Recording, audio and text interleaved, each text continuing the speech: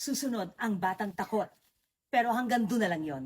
Alam niyo, lalo na yung mga henerasyon namin, ang mga magulang sobrang stricto, ang daming bawal, so ang mga bata takot na takot. Sige, susunod, sige, gagawin ang gusto ng mga magulang, pero hindi dahil ito ang tama. Pero dahil natatakot sila sa parusa, nanginginig sila. Ang daming ganon na mga magulang nung unang panahon.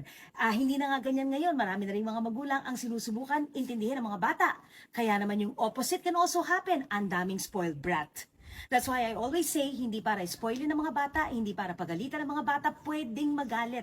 Hindi bawal yon, pero ang importante, naiintindihan dapat ng mga bata. Huwag kayong matuwa na ang bait-bait ng anak nyo, ang tahimik, hindi sumasagot, sunod ng sunod. Huwag ka. Kaya ka pala sinusunod at dahil takot lang, hindi dahil yun ang tama, at hindi dahil naiintindihan ka, patay ka. Dahil pagtanda niya, may mangyayaring hindi maganda, doon lalabas ang galit niya. Kaya always sinasabi ko, magalit kayo, sure, do that.